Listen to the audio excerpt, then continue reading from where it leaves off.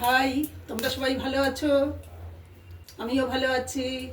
আজকে আমি একটা নতুন রেসিপি তোমাকে দেখাবো, নতুন রান্না।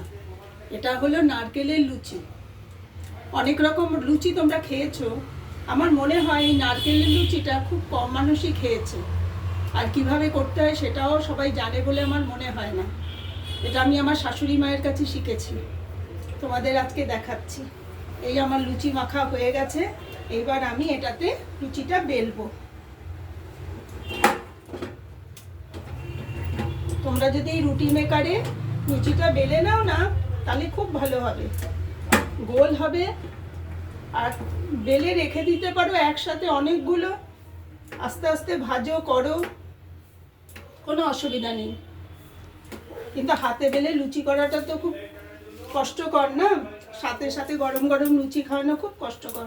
আমি সবসময় আগে বেলে রেখে দিই এইভাবে, কিন্তু আজকে তোমাদের দেখাবো বলে আমি এটা তোমাদের দেখিয়েই করছি।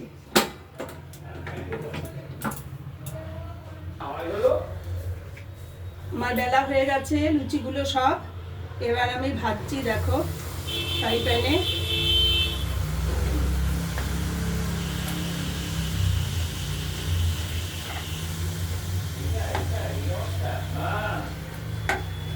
এর মধ্যে একবারে সাজিয়ে নিই।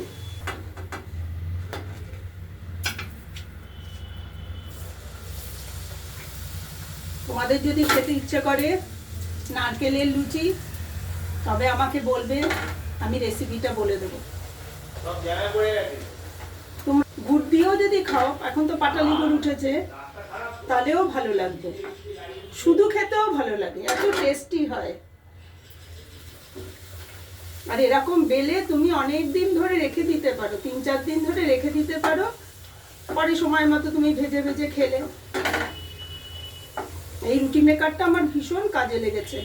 রুটি করতে হয় না ঠিকঠাক, সেটা আমি পারি না, কিন্তু এই লুচি বেলে নি, এতে বাড়িতে গেস্ট আসলে চটজলদি হয়ে যায়।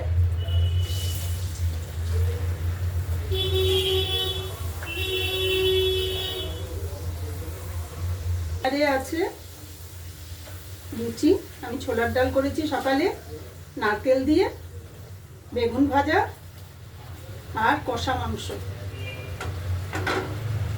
কষা মাংসটা কিন্তু দেখতে দারুণ হয়েছে, একদম শ্যামবাজার গোলবাড়ির মতন। তোমাদের দেখাই।